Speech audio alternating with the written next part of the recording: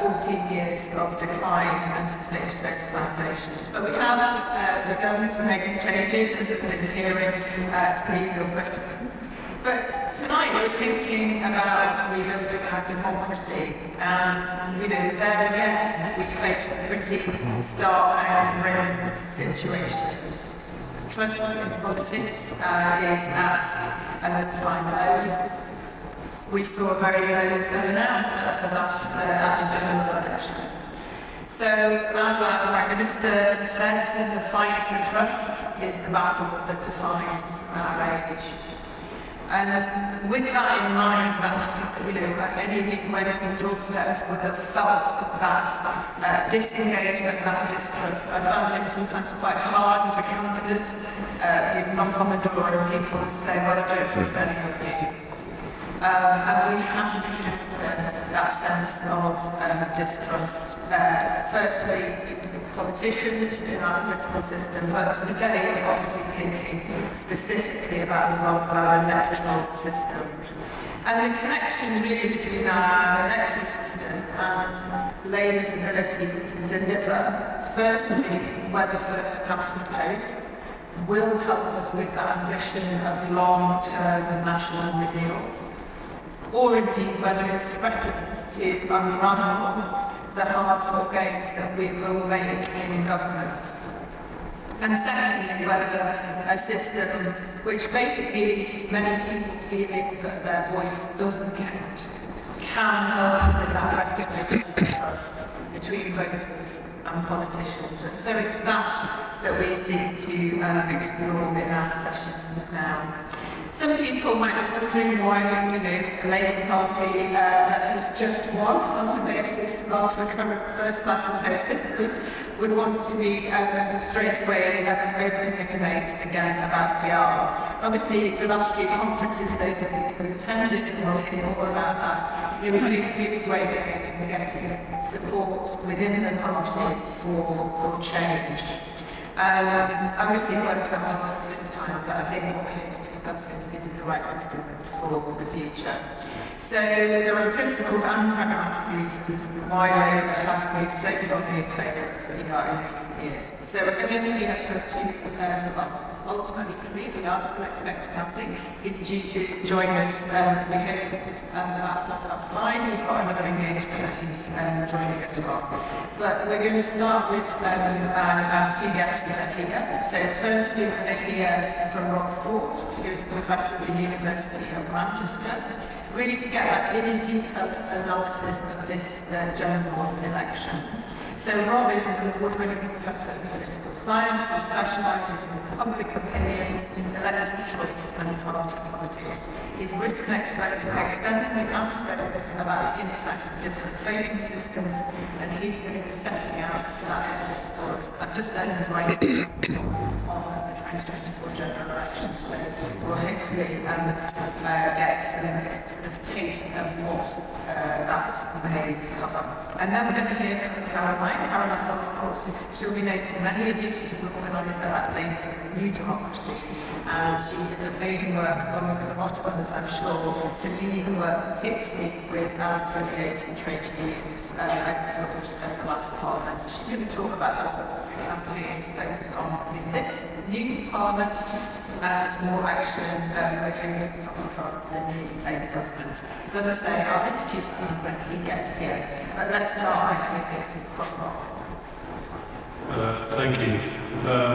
So I've done a number of these events with Labour for Democracy here at the last Parliament, and one of the points I used to open with was to say that most of the post-war era, most of the time, the electoral system was structurally biased against Labour, and this is likely to continue. So much for that. But that wouldn't have been. Some quick statistics for you. 65% of the common seats and 35% of actually being voted. That is the most disproportionate regular election result ever. My academic colleagues who specialise in this stuff are still hashing it out in various industries, but I think it's one of the most disproportionate electoral results on the first past the post, practically anywhere, ever. It's not quite up there with the election in Barbados where the ruling party won all of the seats, and one of the MPs has a defect to the opposition is looking for there to be an opposition. It's not too far off. However, that disproportionate result shouldn't necessarily be regarded as a sign of health, but rather as a sign of deeper problems. There are some other statistics which are more troubling. 60% turnout. It's the second lowest turnout under the universal franchise. 59% combined vote share for the Labour and the Conservatives is the lowest ever under the mass franchise. 4 out of 10 voters wanted something else. And most of the something else that they want did not get representation in whole to the level that it should have. Now, how did they achieve this? Well, their vote went up almost entirely in the seats they were targeting, which was a complete triumph for a party campaigning under the constraints of a particular system. But turnout went downwards, and Labour's vote went downwards in the seats that it already had. So it was a triumph that came with the price attached. If you were living in a safe Labour seat, there's a good chance you wouldn't hear from the Labour activists at all in the election. You wouldn't get what to do. The campaigning was going on elsewhere. That is the kind of uneven politics that First Past the Post structurally encourages and will continue to encourage. The result is also very precarious. In 1997, with a similar landslide Labour majority, there were 66 seats that would fall within 5 points or less, which meant that if the swing against Labour was 5 points, they would still have a comfortable majority. Now, the same figure is 107 seats. That's the entirety of Labour's majority. So this is very important, but very thin. I've described it in one newspaper article as being like an electoral gentleman. You play gently and take blocks out of the policy to make a hard tapper. But the higher the tapper gets, the less Labour it is. And when it falls down, the harder it gets. So that is where we have a remarkable majority, a remarkably insecure majority. No more secure, I would argue, than the majority the Conservatives had in 2019. And that is before we even take into account the fact that the 2024 election saw the least uniform patterns of swing and the highest levels of voter volatility we've ever seen. More voters are moving in more directions less predictably than ever before. Anybody who imagines that this result will deliver under this electoral system a stable pattern of government going forward is fooling themselves. You combine a fragmented and volatile electorate with an electoral system that benefits and equalises parties in unpredictable ways, and what you have is a recipe for chaos, a recipe for unpredictable outcomes. So that is problem number one. Now, I think there are 3 big arguments for here. And normally I would have like a big slideshow, there's no slideshow here, so I'm having to fly without having safety. I've got slides here, stuff comes up in the question. So I'm just going to make the arguments into the big picture stuff, get into the nitty-gritty later on if people want to, I don't know, go off. So the first, and in my view, most important argument for electoral reform, which isn't remotely affected by the argument we just had, in fact it's strengthened by the argument we just had, is the substantive argument. It better, unfortunately, the electoral system better represents the will of the voters, better represents what the voters want. If 4 out of 10 people are voting for a party other than the Conservatives, and the parties that aren't naming the Conservatives have 10% or 15% of seats, that is not an electoral system that's reflective of the will of the electorate. When you have a greater diversity of opinion than ever amongst the electorate, and the result that you'll get is dependent not only on what voters sincerely want, but on the degree to which they want to behave strategically and it becomes much harder for an election to send an appropriate signal to those who govern about those who are governed actually want. The strongest argument for a more proportional electoral system is it strengthens the link between the people who make the decisions and the people about who those decisions are made.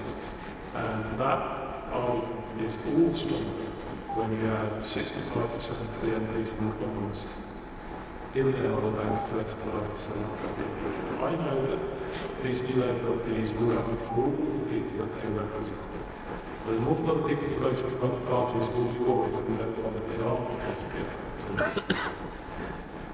The second argument is a more political argument, and it's a strategic argument. So I'm going to do my speech answers to it in a little way.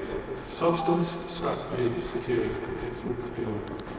So the strategic argument is it is in Labour's interests to embrace the discussion of electoral reform now, because it's better for them to make money and own this issue than be landslide spent 5 years down the line, when they may well face a situation where the price of continuing to come is electoral reform. If you look at the current election result, if you look at the likely pattern of seat changes, there is an enormous range of outcomes where you have alcohol next time, an enormous range of outcomes. And unless something changes dramatically about the current appeal of the Conservative Party, almost all the small parties will be closer to Labour than they are to the Conservatives. Labour has a lot of firms and wants to call it better than the Conservatives do. But all of those small parties have the same odds, electoral reform. So if you want to negotiate with it, far better to negotiate and have it decided what your position is on this. We all prefer the system, we all prefer the direction to travel is, than have them make it all right. And the third S in my trigger S is security. I think one of the things that's really important about positive outcomes that abortion systems deliver, incidentally, they deliver much better outcomes in a really wide range of criteria. A lot of academics love studying electoral systems because getting numbers on the effective single control is the kind of stuff that can run Mega spreadsheets on. So, we have all over this stuff and study after study after study. And I'll just reel off a few of the things that studies that my colleagues have done show are better on the PR than they are on the first place. Higher turnout, higher voter engagement, higher voter expense, more consistent belief that your preferences are being represented by the system, greater representation of greater representation of more progressive political voters who tend to be the groups who are most biased and structurally by the first past the vote. Lower income inequality, greater wealth first, and higher union density, higher union influence on policy outcomes. I could go on and on. I'm not, to be clear, saying that electoral reform will immediately and dramatically deliver better outcomes and all of those things overnight. It's not how to see it. The point is, it delivers better outcomes systematically, study after study after study on these things. Wrong. Security is wrong. What do I mean by security? Right now we have a landslide majority government in a position to do whatever it wants. Right? Very good with the Labour supporters. With a few twitches in the electoral winds, you can have a landslide Conservative majority government that can do whatever it wants. And it's not biddable. The reason proportional systems deliver more secure progressive outcomes is because they deliver ballast in the legislature. Ballast in terms of you cannot slash and burn these things that the previous government did. You must negotiate. You must negotiate with parties who are closer to the median voter. You must negotiate with parties who are more progressive than you. So if big, popular progressive reforms come in, they are more likely to be entrenched in a proportional system, because the proportional system prevents absolute rule by minority. It delivers secure progressive outcomes. You can't have the things that you've done unpicked. in the same way, because the parties that come in are not the key parties that are going to go along with the idea. So those are the three big arguments. Now, of course, the other thing about the selection result is now, I had a colleague of mine who did a presentation about the electoral system, and he said, well, the two biggest winners if we change the electoral system right now would be Reform UK and the Conservatives. That doesn't make that task of this Indians very easy. This is true, but first point, if that's what people want, then that's what they should have. And if you imagine that the influence of Reform UK is less, when they have only 5 MPs, well, I'd like to take a look at how the Conservative Party leadership contest is going. The influence of the far right on the centre of it doesn't depend on how many people are. But the other parties that lose big for this process are Greens, the SDP, traditional independents, not like that. Parties of the centre and the progressive left. And all the way across Europe, you can see that it's the radical right and the progressive left to do less in a proportional system. That balances the whole party. Now, we can debate whether or not we think keeping the radical right just out of performance is a good electoral level. But we should always recognise that the price of doing that is keeping out more progressive forces on the left as well. It's not like those other people who go down.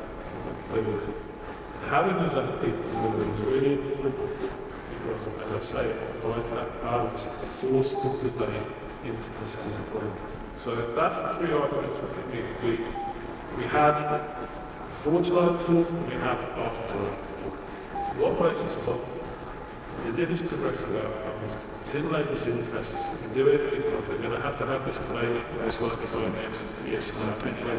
And most importantly, it secures progressive reform for the long term by delivering a parliament where unmaking reforms or a minority radical government cannot unpick reforms in the same way as it kills the parliament in this country.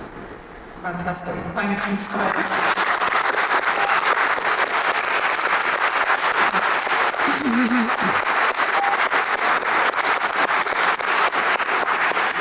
It's certainly incredibly refreshing just to hear an academic just speak so plainly, so clearly, and actually you absolutely didn't need your slides, so it was super, thank you. So Caroline, we're going to pick up where we're at with the campaign. Thank you very much. An expert sharing some brilliant it's lovely to hear from Rob. It's always great to see it. Labour's been on a journey over the past few years, and I recognise a number of faces in the audience as well, because I think a lot of you have been on this journey too. 5 years ago, PR was very much still a fringe issue. It's now the most demanded policy from members. Over 400 CLPs and 80% of membership have demanded PR as policy. And the size of the change within the affiliates is quite phenomenal as well. We've gone from just over 0.5% to pretty much 2/3 of the affiliates policy in favour of PR. So there is definitely a shift in who wants this movement. This has culminated in, well, we've had 2 massive conference campaigns, and it culminated in an overwhelming vote for PR here in Liverpool 2 years ago. Whilst we didn't get PR into the manifesto, we did get criticism of the first past the post in the multi programme. That's been improved by the entire party. So unions, the leadership, the shadow cabinet, they're all in agreement that our system is flawed and driving distrust and alienation in politics. Listening to Rob talking about the general election and all the things that are going on in UK politics, it's very, very clear to see why the system is causing so much distrust. It's obviously great that Labour has won such a historic victory. I think all of us in the room can feel really, really happy about that. It's an opportunity basically to fix 15 years of a disastrous policy. But as we've heard, it doesn't come without its difficulties. Labour has got a majority of the third vote, and as Rob pointed out, 6 out of every 10 people particularly get the MPs that they're voting for. And I think Anna mentioned, Keir Starmer himself said that people vote under the system, but they know that their vote doesn't count. Turnouts are record lows, trust in politics is high and low. It's just not sustainable. The way that we are doing politics in this country isn't more sustainable. We need to restore trust. Labour is talking about restoring that trust. To me, it's so important. It's needed to deliver the renewal that this country so desperately needs.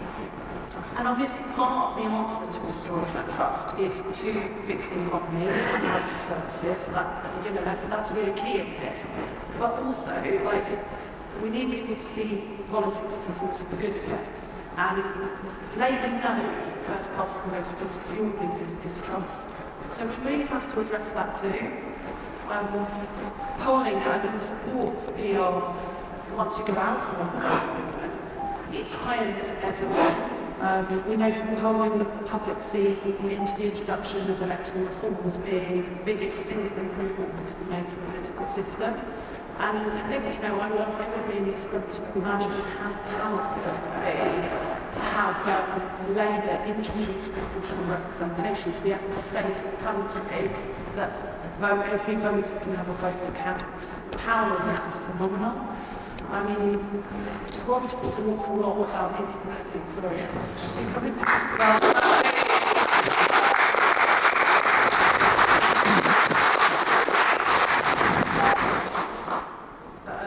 Rob talked an awful lot about how fragmented and unstable UK politics has become and how it's becoming more unpredictable.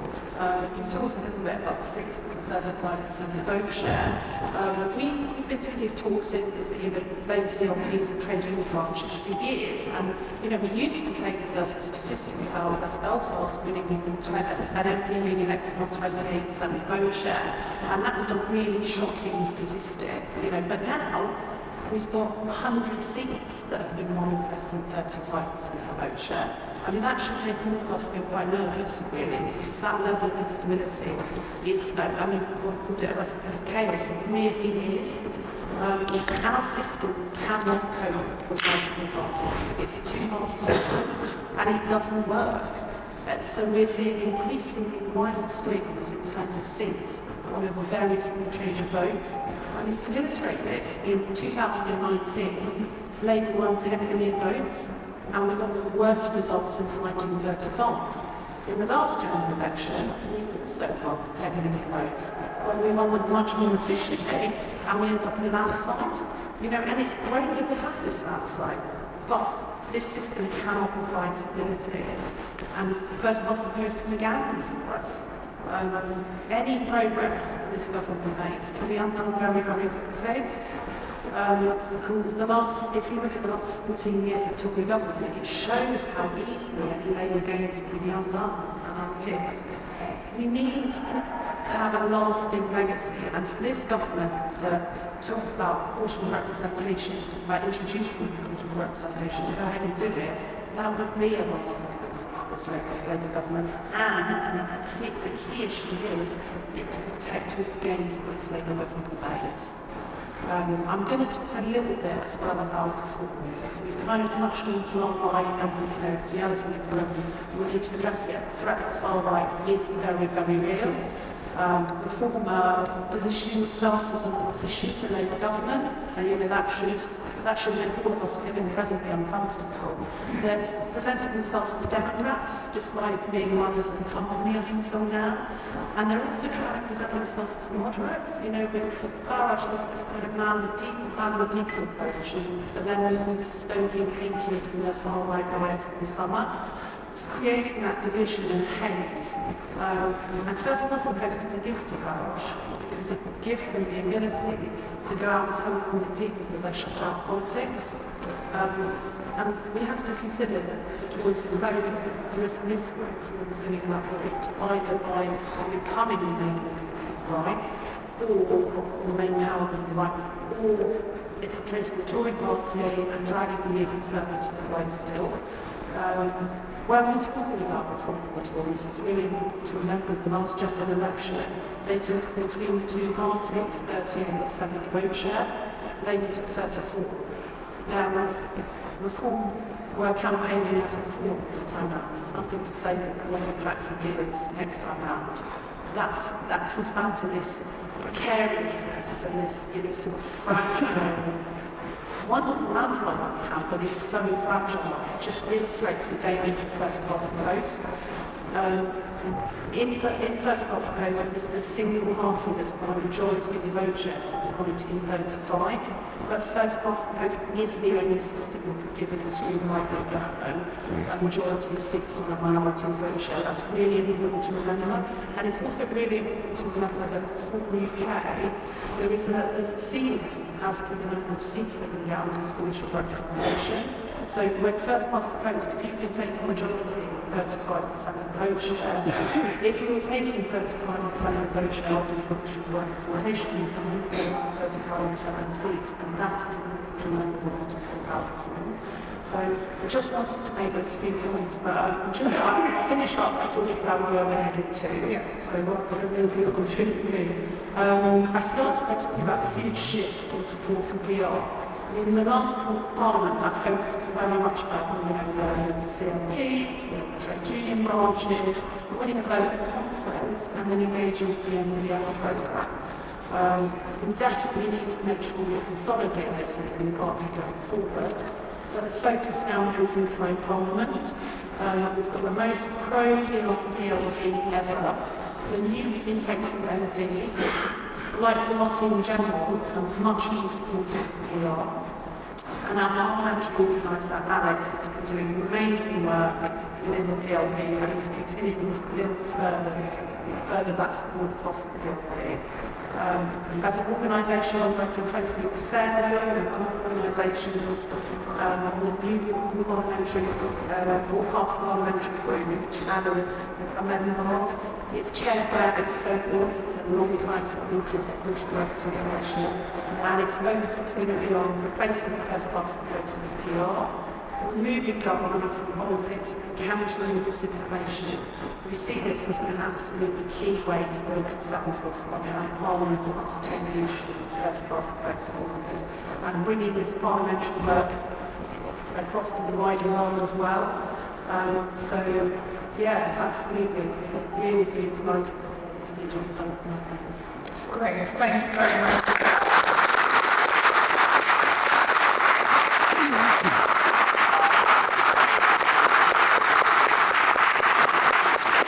So welcome, Andy. It's great to have you here. You'll have caught there from the camera just some of the sense that we have at last. We are so delighted, honestly, to be here with a Labour government. This sense that the victory, was based on this very broad and thin sort of electoral support, and therefore this sense of fragility and this risk that unless we do something, we're not going to restore trust, and if we don't do something, the renewal that we so desperately need for the country, that long-term national renewal, will be very quickly unravelled. So those are the sort of themes that we've been grappling with. Now, obviously, I really don't feel like I don't need to introduce Andy, but I'm going to. So, obviously, Andy has been the Mayor of Greater Manchester since 2017, into his second term. Third. You run a third term. Well, wouldn't that be great for a Labour government?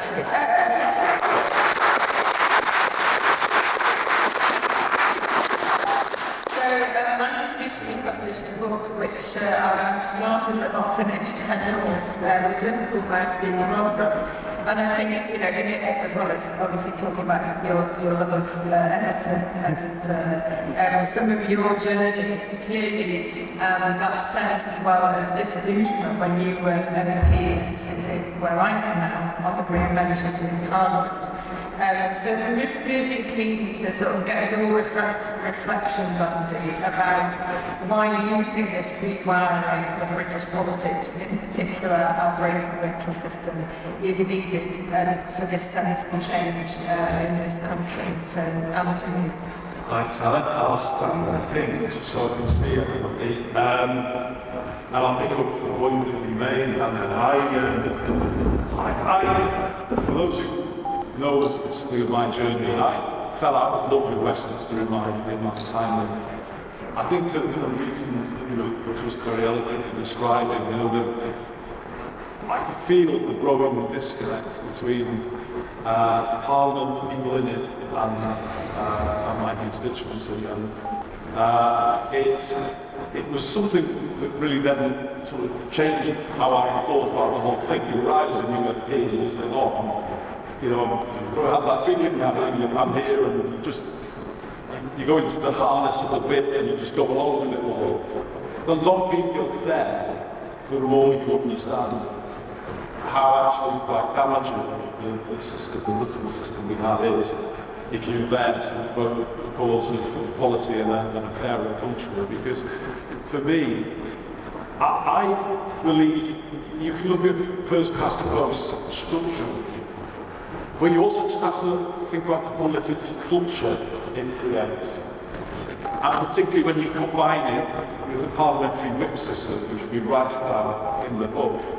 To me, what that does is it combines to create a quite narrow, shallow, short-term political culture in the main parties.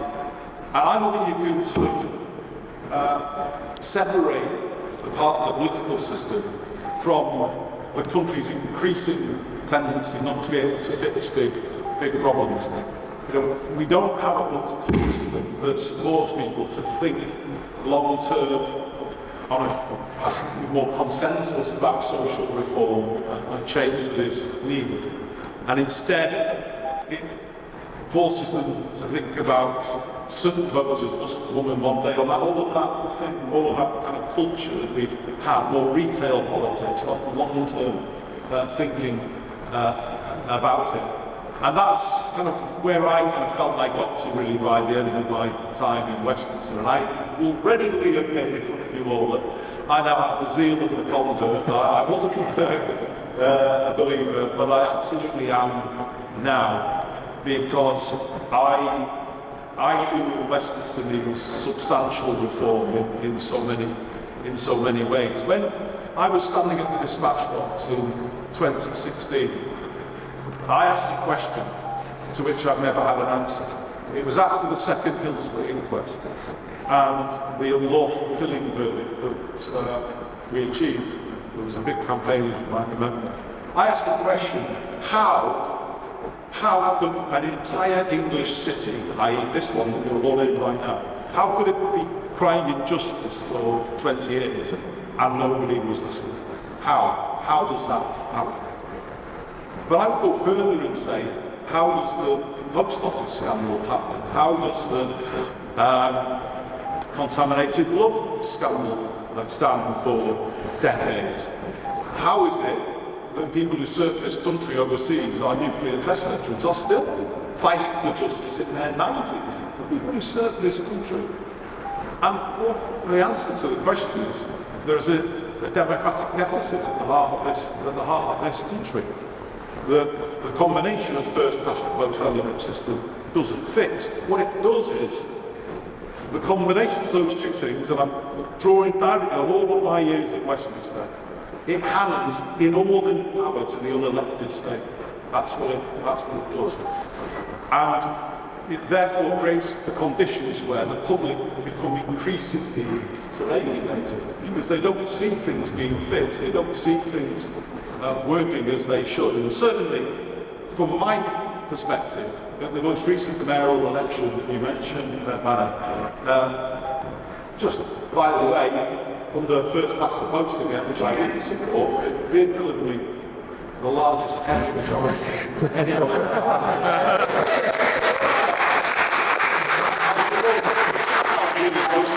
So I'll move on from that.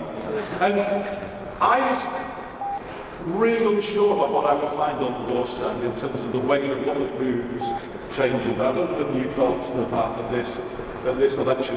In my, what is now 23 years, nearly 24, in elected frontline politics, the job has got harder in every single one of those years.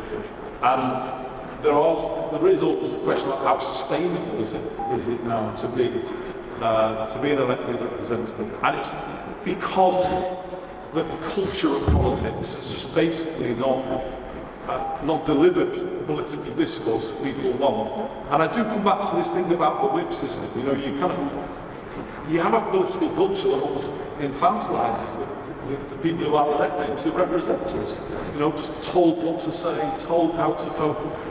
We need a different system that actually empowers elected representatives to use their judgment. And from my years in Parliament, particularly the last Labour government years, actually for me, albeit had 3 votes on some of the big issues, I think that last Labour government, it made many good things happen, but it would not have made as many mistakes had we had a system where there was a proper check and balance on the unelected state, if you like, from an empowered House of Commons. So, I mean, I've completely come to the view that we need to rewire the country completely. It actually starts with a written constitution, because I think, you know, without that, you have the scope for abuse in terms of the way the country works or doesn't work. But then from there, I think you have to build out, you know, a wholesale reform programme, proportional representation for the Commons, until every vote is equal. Every person, every place will be. It's as simple as that, as far as I'm concerned. I do think there are things that can be done really quickly. In this Parliament, I would urge the Labour Party, having embarked again on House of Lords reform, which I'm really pleased to see them doing, I would say go further and actually bring in a proportional system for the Lords. The Billy Bragg model, as people will call it. By the next general election, you could have a House of Lords proportionally elected from votes cast for the Commons under first past the post, with a sort of indirect voting system using regional lists. I would definitely do that. I cannot justify to any resident of Greater Manchester how this country can go into the 2030s with an unelected House drawn largely from the M25, making the laws for people in Greater Manchester. It's an embarrassment to this country that that is the case still in this day and age, and we should become actually quite insistent in our voice around this fundamental change. When you then look at the Commons, I would substantially reform the whip system, because I think if MPs were able to vote more independently, the vast majority of times, 19 times out of 20, you'd probably vote the party. But there may just be that one occasion where you say, you don't need to think again on this. And that is healthy in a democracy. But then I would encourage them to think about proportional representation for the reasons that were just given. It can't be good that parties can attract millions of votes. And they may not be our politics, but it isn't helpful if millions of votes delivers 1 seat in 2015 and 5 seats at this more recent general election. There lie the conditions, as was just said, for further populism, fueling the resentment that comes from that, from people not feeling represented. So I appreciate they're probably not ready to go out there to commit to a big change.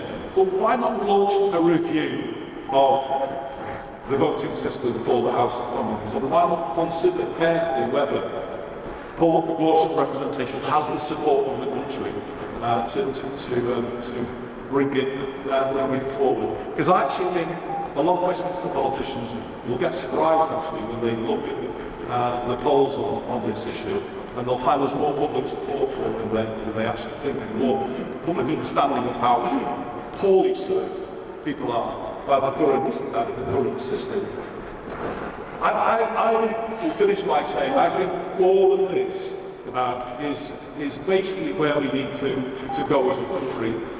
Britain doesn't work as it should. The reason we have a north-south divide is because all votes, all people, all places aren't equal. Some are more equal than others. And I think we do need to undertake a substantial rewiring of the system, and particularly to change the political culture. How have we got such an ingrained housing crisis? How have we got such huge levels of inequality? How are people dying in their homes in West London or in Rochdale, as we saw with a 2-year-old boy, Abba Bishop, who died?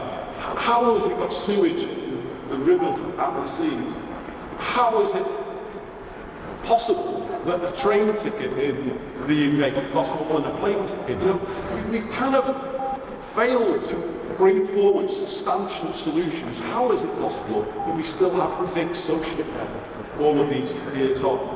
And so what I'm saying to you is I think you need a change in the voting system to bring a change in the political culture that brings through more practical, long-term consensus thinking around some of these big challenges that the country faces. And I'm absolutely certain if we did move to that voting system, we would have governments that would do the progressive thing more frequently in this century than we have in the last century, because I do believe there is still a progressive majority in this country who want to see all of the issues that I've just mentioned fixed.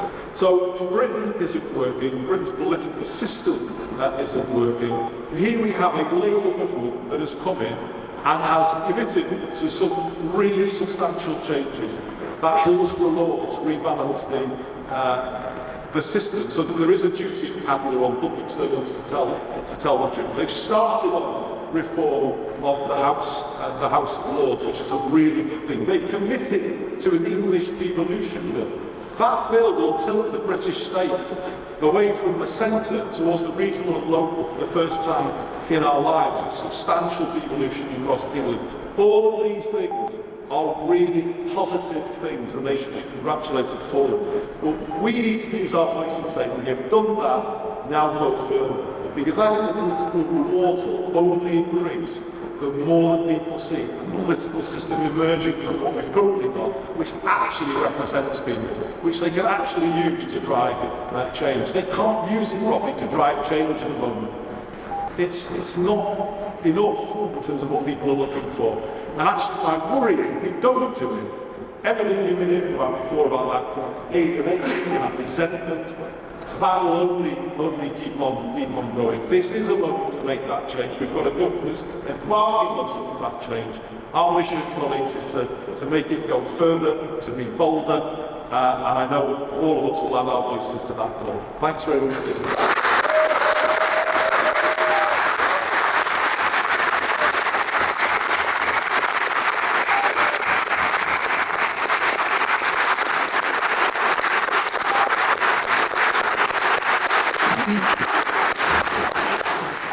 Thank you, Anthony. And as you say, we've got this huge opportunity where we've already started on some really bold changes. We are already doing democratic renewal as well as national renewal.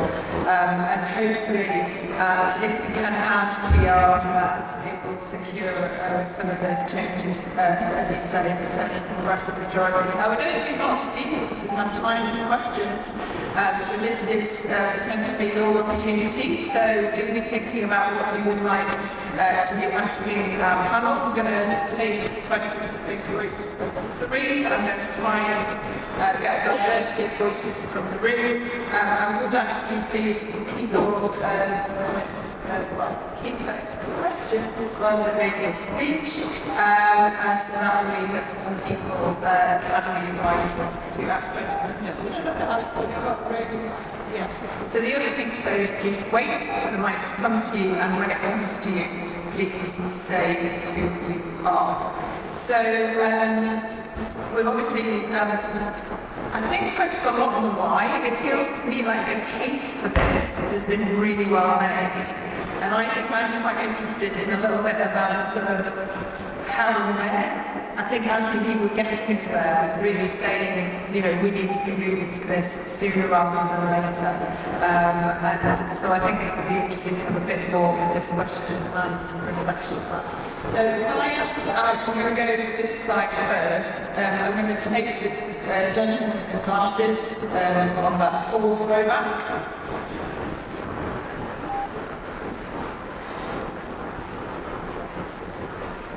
Thank you. My name is Mike Clark. I'm a councillor in Barnet in London. I fully support what the panel said. Our politics is a representative of the nation. And I'm definitely like to see the end of the week, to be honest with you. My question is, how will proportional representation change the face of the Labour Party? Because we have so many, we're a broad church with so many different factions within it that pull us on the Labour Party. Great questions. How will we have to change the Labour Party? Lady, you might do the passing back behind you. Yep. Orange. Thank you. My name's Linda. I live in Southgate, Greece, where we have an wonderful MP who have increased his majority even on here, even 2019, despite falling about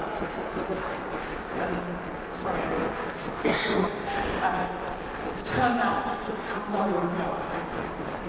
Or I'm not really in favour of the Norwich government is the loss of a closer link with the personal to the MLE commands are ready to go first in the constituency. Great, so you have maintained the link between the MLE constituency, and I think there was somebody at the second row in green shirt. Do you want to ask a question? Yes, the microphone's coming to you. And then I'll come to this side of the meeting. Well, my name is Louis Smith. I'm delegate for all of these. I've always been passionately in favour of electoral reform ever since I came first to vote, and I learned about how our system works, and most of our MPs do not get majority support from the electorate going back. So, my question is, it was brought up by Andrew about potentially having an elected House of Lords under PR. How would you respond to criticism that that could lead to a big form of as many countries will elected second houses sometimes happen? Okay, great. So that was about the idea that I'm putting forward about having PR for the second chamber and with that cause gridlock. I'm just repeating because the acoustics aren't brilliant, and I have noticed I'm going to come this side for the next three. So I'm going to go to the part. I don't feel that you have to answer them all. But, do you want to talk a little bit about how the system would maintain that link between the MP and the area? You've still got lots of systems involved. Yeah, sure. It is one of those raised issues on the events that I've done in the past. The constituency link is a very value element of our system. It is one of the things I think the first person in this space does well. People know who everyone is, they use those kind of services of last resort and family. I think there's a lot of misunderstanding about what electoral reform will mean for that. It doesn't necessarily mean settling the constituents to at all. In fact, it can mean, in many respects, strengthening the link. To give two examples, if you use a mixed member system like the Scottish Parliament uses, you still have a constituency MP, and then you have one or more regional MPs as well.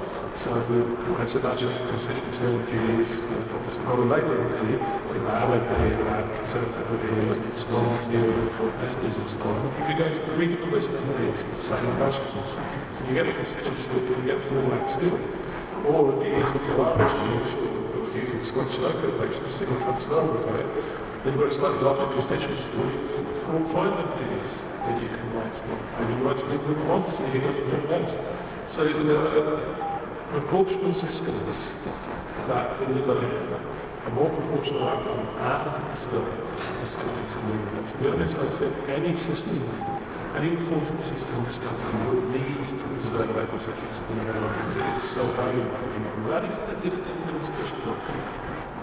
Andy, either do you want to defend your idea or also maybe reflect on how you think PR will change the Labour Party in the sense going from having lots of factions within, do you see a split from the major parties? I suppose any reflections about how you think it might change? I mean, on the gridlock, it's still been the case that the House of Commons was the primary chamber. So the Lords, if elected, unfortunately still will have to give at the end of the day. But I think it will be one much more influence for the vast majority of people in this country if it were indirectly elected. That then brings me to the point of how much it changes the Labour Party. I think if we were to have regional lists, let's say for elections for the Lords, I think it would open up Parliament to a lot more people. Standing for a selection, a parliamentary selection under the current system, you've got to have a bit of money. You've got to have the ability to take all the time out, and a lot of people can't do that. I think it would be easier for people to put themselves forward for a regional list. I think it would open up Parliament to more people. And I think we do need to move on from the days of the controversies around selections and how they're done and shortlisted. I think we should have a more open system of people being involved in the development of regional lists. And it brings me to the last question. I mean, it's a fair question, and there are ways of preserving the constituency. Well, let me just put a few back to it. I understand that thing where that's my MP and I can go to that person. I can only speak to you from what I observed in my time in Parliament. And what I observe is too many MPs are almost becoming super councillors because they are required to focus on just that patch of land and those 70,000, 80,000 voters. And they don't think of anything, envelopes and jobs, but they will because they are just, and it kind of feels just like a parochial thing when really your MPs are there to create national law to solve big problems. And I think it would be better to have a parliament where people were drawn from a north-west list, because you get more organisation in parliament for the regions, challenging the unfairness that exists in terms of the inequality between regions. I never saw people organising in parliament on that basis, because the system doesn't let you do that. You could if you really wanted. It pushes you in a different direction to become hyper-local and operate in that way. However, you could combine the two as they do in the Scottish Parliament, and that would be if we're to have a review and the room forward, which I'm not very open to. You can absolutely want to look at the system of elections in Scottish Parliament. It's been 20 or so years on from its inception. So there are solutions, but it's this point I'm making a change in the political culture. It creates a narrowness, that sharpness, in-looking, sort of parochial, local, and not actually going down to Parliament to solve the national problems of cities, which is what we should be sending MPs to Westminster to do, and apply independent judgment to those problems. Yes, like I'm hoping to solve that long-term one called social care that you were just saying. So that is more of the national issues that I've gone to Parliament to try and solve, but we'll see if I do. Caroline, would you like to add I just would like to add a little bit to talk about that sort of broad church of the Labour Party as it changes that might happen under PR. And I'm just going to take a look to New Zealand and having the Pollock, who is the leader of the New Zealand Labour Party and the Prime Minister. She, like Andy, is another convert to PR. So this issues that wasn't sold on the idea. And one of the reasons she wasn't sold on the idea is because she wanted to fracture the New Zealand Labour Party. She felt like our Labour Party, they were a broad church, and if people had the option to put elsewhere, they definitely would. And actually what happened when New Zealand got proportional representation, it kind of galvanised the Labour Party there. And they kind of pulled together, and they had the ability to go somewhere else. They actually realised that where they were, they could make it work, and they could work as a broad church. And actually that was one of the reasons that sort of led her to sort of setting aside of the issues she had with PR and as converts. So I think the same thing would happen. I mean, no one knows what would happen, right? But I think it would be a fair approximation to say that it's in this situation. Okay, I'm going to come to this side. Oh my goodness, you suddenly all got your What that is that? definitely not us before, but I know. So we'll take a couple of rounds. So, helpful and from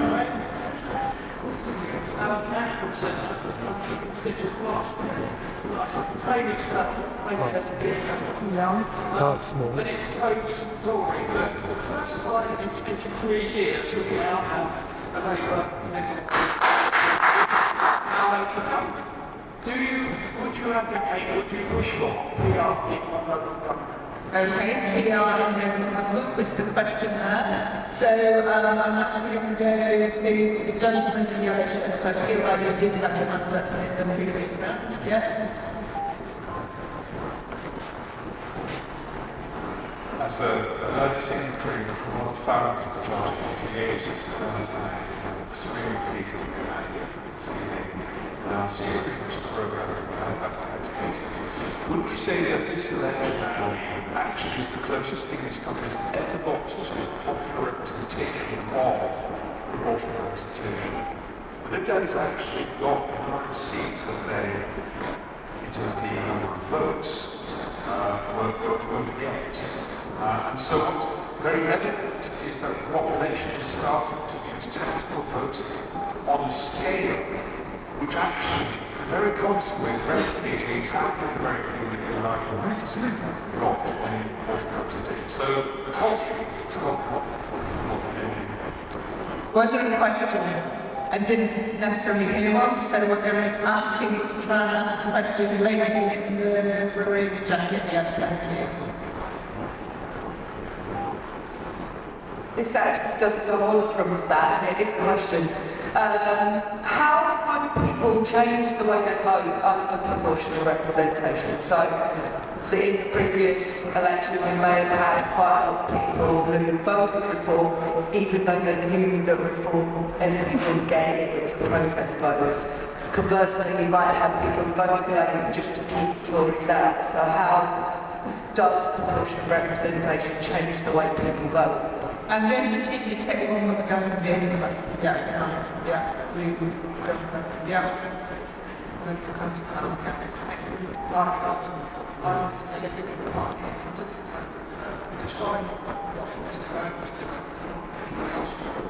Can you hold the microphone close? It's really not easy to hear, thank you. Is that better? Yes. Would you suggest going one step further and having an elected president on Friday and elected PhD or an elected Okay, I think that was about the elected president, so we're getting a little bit off PR here, although I know Andy was talking about a package of democratic reform. But we've got a number of interesting ones, I think, particularly this question about, the law of tactical voting. It evokes what's going on, and I certainly know as a candidate the marginal seat, we were really pushing the enemy away from voting in Dublin to say please lend your vote to Labour.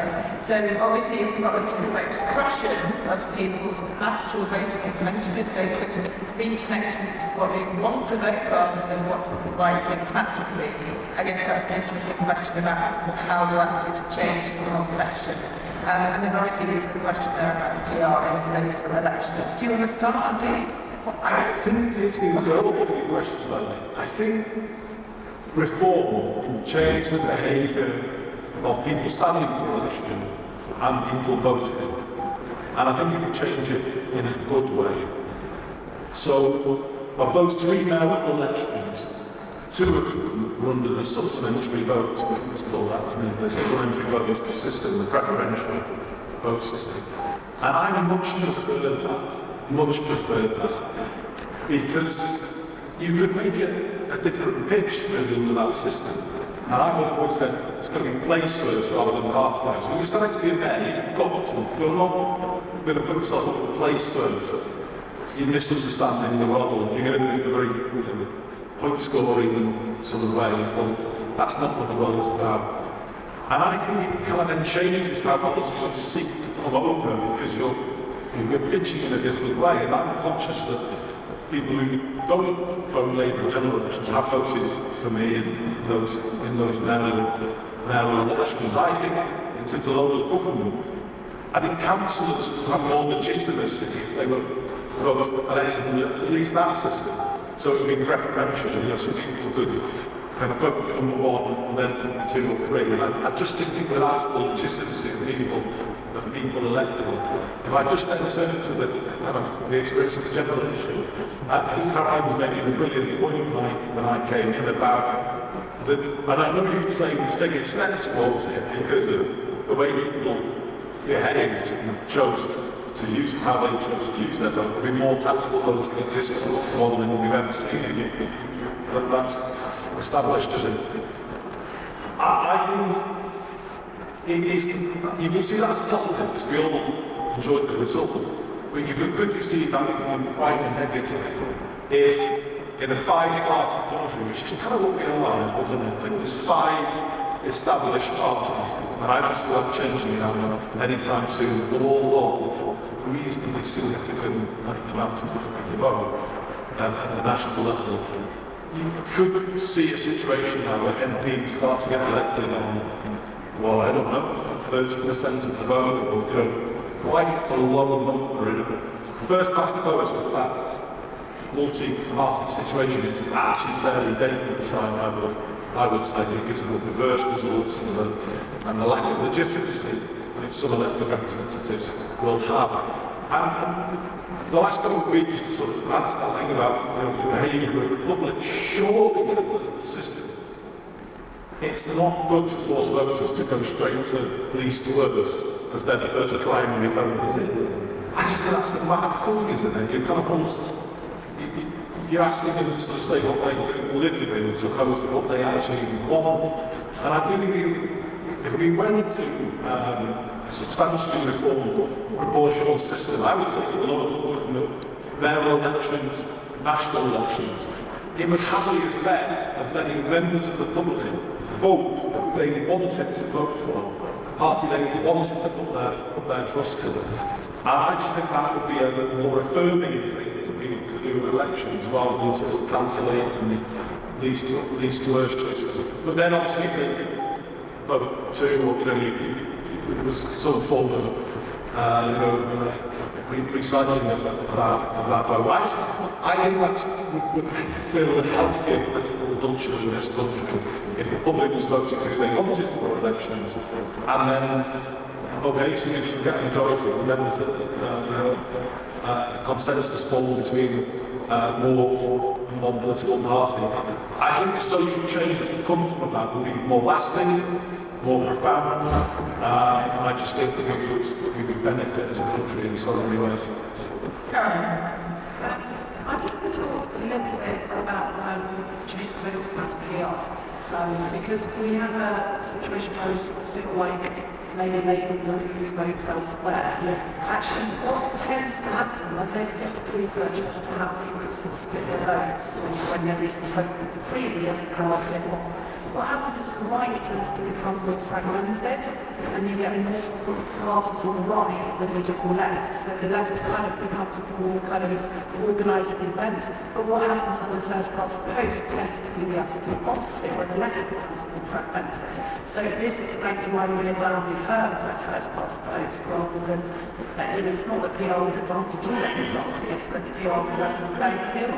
And I think that's quite important. So I mean, obviously, it's unsettling when be able to vote there more and be a nice exciting thing for speaking, but generally what happens is the sentiment of the right being fractured and the left being awful to make it safe.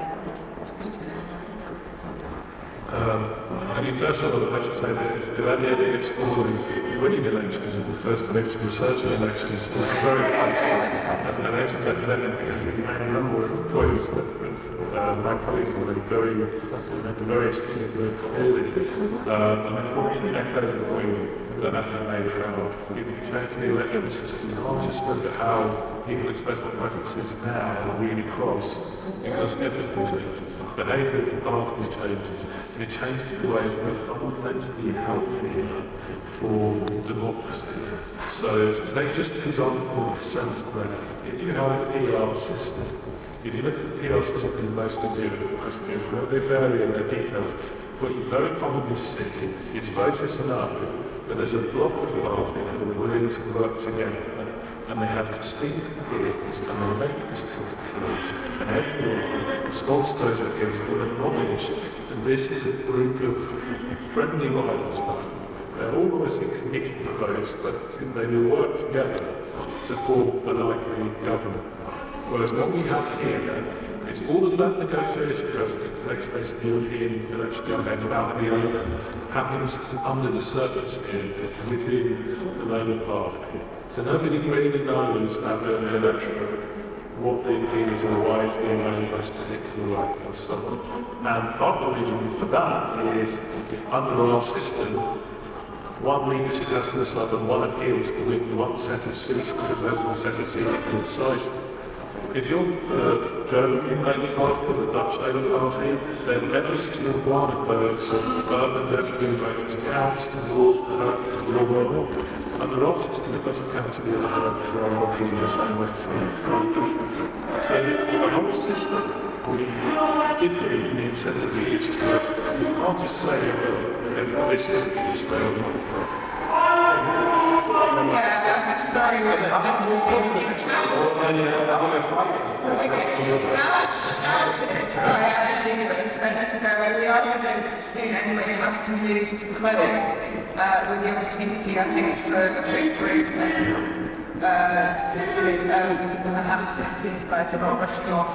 So I'm going to ask Rob to try and conclude, and I think I'm going to hold off questions because I think we're not going to get that. So I'll then ask the speakers just to sum up. So Rob, do you want to finish as well? Yeah, sure. I mean, my shared passion for going next door. I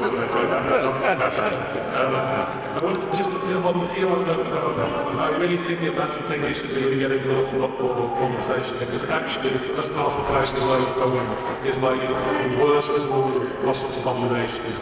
So much of the country where the reason that had nothing to do with the electoral system, people cluster together and die behind it.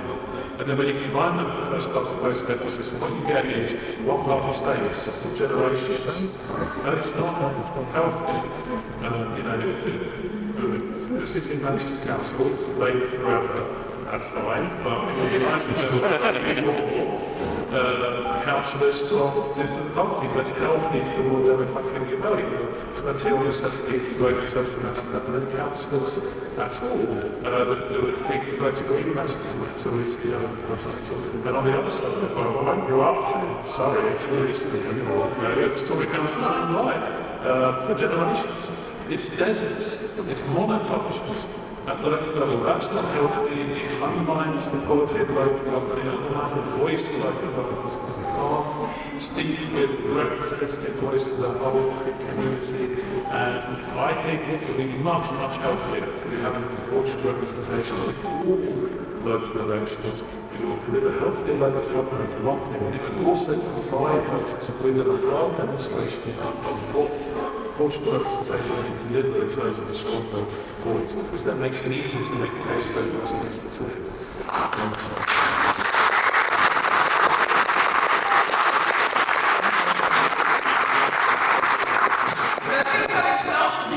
Some discussion, thinking we're very focused on national politics, the tentative sort of and fragile general election result. It feels like we're meant to have a day saying, we should be reforming all levels of government, all of our elections, for a really significant and ambitious renewal of our democracy.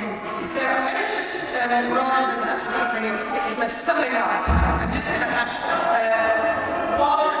from each of the panelists for what you would like to see in terms of practical things that the government should be including in this Parliament as the sort of most important next step in the renewal of our democracy. So I will go from this side and finish with that.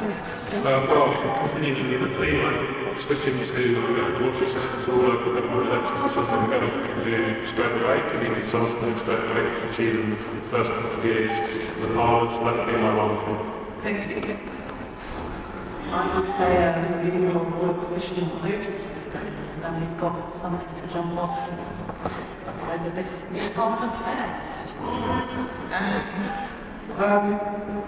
I would say they need to change thinking about all of this, that the constitutional issues are not first to other issues. I can't tell you how many times now Westminster things, no one mentions the House of Lords on the doorstep, no one mentions the voting system, no one mentions the evolution. Well, actually they do talk about frustrations with Westminster and kind of sense of not feeling represented. So they are first order issues. And I would ask the government to think about that. And also lay this historic issue of more equal country. I think the reason we aren't equal as we should be is because we've had a system of government in this country that has got, as I said at the start, treated all people in all places equally. Some are more equal than others in that system, and hence we have a very unequal country. So I would say, please, constitutional change is a first order issue. You have to rewire the country to change the country for the better. Fantastic. I think thank you for sticking with this.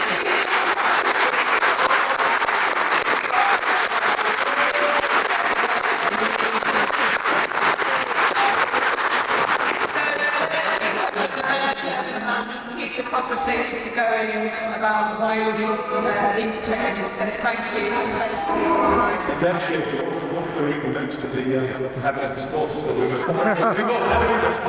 and I think it's celebrations of kicking off and stuff.